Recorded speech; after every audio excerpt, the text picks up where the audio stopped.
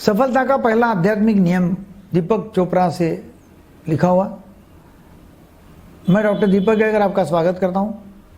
पहला आध्यात्मिक नियम जो है, first spiritual law of success is law of pure potentiality. इसका मतलब यह है कि आप जो है वो अनगिनत संभावना हो, पवित्र संभावना और अनगिनत क्रिएटिविटी, मतलब रचनात्मक कार्य कुछ भी कर सकते हैं और आप प्योर मतलब एकदम सात्विक, एकदम पवित्र संभावना आप हो, अनगिनत संभावना आप हो। सेल्फ, इसको कुछ धर्म में, हिंदू धर्म में उसको आत्मा कहा है, परमात्मा कहा है।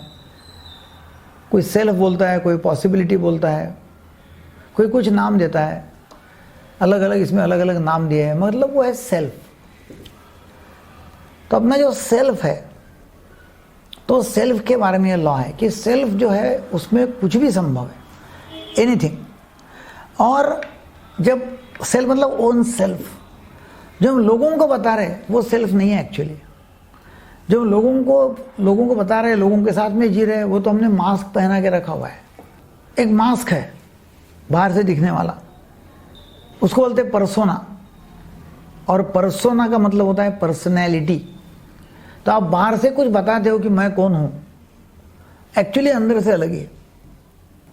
तो सेल्फ रेफरल से आप जीते हैं तो एक्चुअली आप बहुत ज़्यादा सक्सेस पा सकते हैं।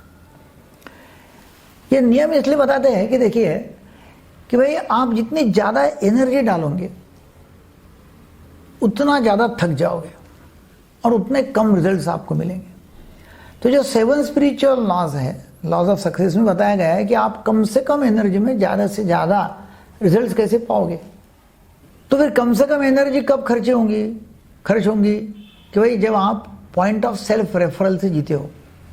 सेल्फ रेफरल मतलब पूरा कंट्रोल मेरे हाथ में, मेरी जिंदगी का, ना कि लोगों के हाथ में। यूजुअली लोग ऑब्जेक्ट रेफरल से जीते हैं। ऑब्जेक्ट रेफरल मतलब पॉइंट ऑफ कंट्रोल जो है, जो हमको कंट्रोल करने वाला है, वो कौन है? वो ऑब्जेक्ट है बाहर का, और वहां से हम जीते हैं कि लोग क्या कहेंगे, है ना। सबसे बड़ा रोग क्या कहेंगे, लोग क्या कहेंगे। ऑब्जेक्ट रेफरल में क्या होता है कि लोग क्या कहेंगे, इसमें हमको बहुत ज़्यादा नीड होती है। नीड कौन सी होती है कि लोगों को कंट्रोल करने की, लोगों को बताने की, लोगों ने अच्छा बोलने की, लोगों ने अप्रिशिएट करना चाहिए, लोगों ने एक्नॉलेज करना चाहिए, लोगों ने वाह वाह करना चाहिए, प्रशंसा करना चाहिए, लोगों के ऊपर मैंने कंट्रोल करना चाहिए, लोगों के ऊपर मैंने हावी होना चाहिए, और मैं कितना पावरफुल हूँ बताना चाहिए। ये पावरफुल हूँ क्यों बताने का है? क्योंकि अंदर से डरा हुआ इंसान है, तो बाहर बताना पड़ता मैं पावरफुल कितना हूँ, इसलिए बाहर पावरफुल बताने का है। अंदर से तो डरा हुआ इंसान है पूरा।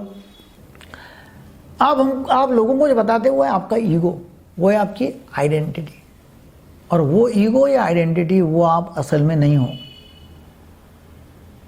वो आपकी आइडेंटिटी है, वो है आपका मास्क पहना हुआ पर्सोना है।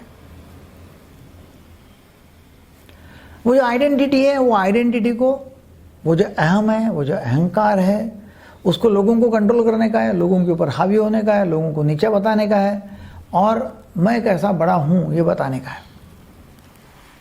मगर यदि आप सेल्फ रेफरल से जीते हो, मतलब बाहर का कुछ संबंध नहीं है, बाहर से कुछ कंट्रोल नहीं है, तो फिर क्या फर्क पड़ता है? कुछ भी हुआ तो भी कुछ भी नहीं होता है। कोई चैलेंज आया तो भी कोई फर्क नहीं पड़ता, किसने अच्छा बोला तो भी फर्क नहीं पड़ता, किसने बुरा बोला तो भी फर्क नहीं पड़ता। मैं किसी के ऊपर नहीं हूँ, ना मैं किसी के नीचे हूँ, मैं जो हूँ वो हूँ, और जैसा हूँ वैसा हूँ, कोई प्रॉब्लम ही नहीं है। मुझे किसने क्रिटिसाइज किया, मेरी आलोचना की, मुझे भरा बुला कुछ कहा, तभी मुझे कुछ फर्क नहीं पड़ता है। क्या फर्क पड़ता है मुझे? क्योंकि सेल्फ रेफरल में हम एक्चुअली मैं कौन हूँ उसका अनुभव लेते हैं, लोगों के ऊपर नहीं। और जब सेल्फ रेफरल से आप जीते हो तो आपको, मतलब मैं मेरे ऊपर रेफरल हूँ, मुझे मालूम है मैं कौन हूँ, और मैं वहाँ से जीता हूँ, लोगों के नहीं, लोगों के हाथ से नहीं, लोगों के कंट्रोल से नहीं, मेरे कंट्रोल से। तो मुझे मालूम है मैं कौन हूँ, और फिर मुझे ना डर है ना कोई चिंता है। बिना डर बिना चिंता का मैं जी रहा हूँ, क्योंकि मुझे मालूम है कि मैं कौन हूँ। तभी ये यदि मैं कौन हूँ और मुझे ये प्रैक्टिस करना है, तो फिर मैं कौन हूँ और मैं सेल्फ रेफरल प्रैक्टिस करना है तो क्या करना चाहिए? नंबर 1, मैंने प्रैक्टिस करना चाहिए साइलेंस।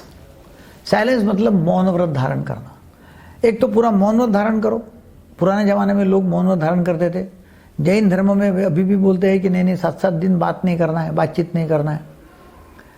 कुछ लोग 1 दिन के लिए नहीं करते, कुछ लोग नवरात्रि में 9 दिन नहीं करते हैं बातचीत।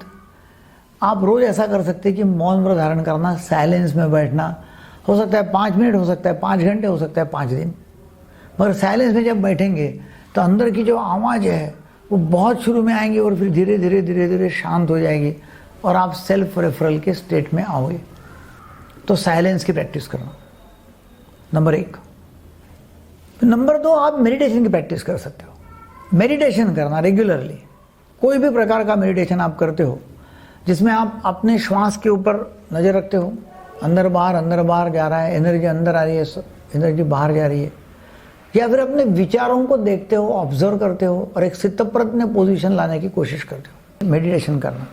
दूसरा, तीसरा जो है वो है नॉन जजमेंटल एटीट्यूड। और इसका मतलब ऐसा है कि मैं किसी को भी जज नहीं करूँगा, किसी को भी मैं अच्छा है, बुरा है, काला है, गोरा है, असली है, नकली है, कोई कुछ भी नहीं, कि अकल नहीं है, मूर्ख है, जो भी है, कुछ भी नहीं करूँगा। यस, और लोगों को इवैल्यूएट नहीं करूँगा कि वो कैसा है ये। तो ये जब ये, क्योंकि ये कहाँ से आता है, ये मेरे इंटरनल डायलॉग से आता है, ये मेरे अंदर की आवाज़ से आता है। तो अंदर की आवाज़ शांत करने का तरीका ये है कि लोगों को जज मत करो, लोगों को असेस मत करो। तो फिर साइलेंस है, मौन व्रत, मेडिटेशन है और नॉन जजमेंट है। इससे आपके अंदर की आवाज़ जो है बहुत शांत हो जाएगी और आपको एक अलग एक्सपीरियंस आएगा। फिर और एक मार्ग बताया है, चौथा मार्ग, वो है कि मैं नेचर के सानिध्य में जाऊंगा। आप जब नेचर के सानिध्य में कुछ टाइम बिताते हो तो आप अपने आप से जुड़ जाते हो, अपने को पहचानना चालू कर सकते हो, अपने आप से रिश्ता आप जमाते हो। और नेचर में जब जाते हो आप, हो सकता है कि फूल खिलते हुए दिखेंगे, मतलब कलियाँ खिल रही है, फूल बन रहे, नदी बह रही तो नदियों के पानी की आवाज़ आएंगी, समुंदर है, समुंदर के पास में खड़े हो तो समुंदर की जो बड़ी बड़ी लाटाएं जो है वो किनारे पे आ रही है और वो उसकी आवाज़ आप सुन रहे हो। हवा आ रही है तो हवा का आवाज़ सुन रहे हो और आप एकदम निसर्ग के, नेचर के साथ में हो और कुछ टाइम नेचर के साथ में आप बिताते हो। हो सकता है कि आप सूरज उगता हुआ दिखेंगे, सूरज डूबता हुआ दिखेंगे, कहीं भी जो भी नेचर में आप अपना स्पेंड कर रहे टाइम, बहुत आपको अच्छा लगेगा। तो ये आप सभी तरह की प्रैक्टिस करते हो। नंबर 1 है साइलेंस, मतलब मौन धारण करना। नंबर 2 है मेडिटेशन। नंबर 3 है नॉन जजमेंटल एटीट्यूड, किसी को जज करना ही नहीं और ओपिनियन देना ही नहीं। और नंबर 4 है बी विथ नेचर। तो ये करते हो तो आप law of pure potentiality observe कर रहे, ऐसा होगा जिससे आपको कम एनर्जी में ज़्यादा रिजल्ट्स मिलते जाएंगे, क्योंकि आप सेल्फ से काम कर रहे हो।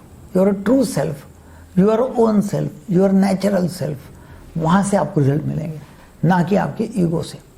Thank you very much.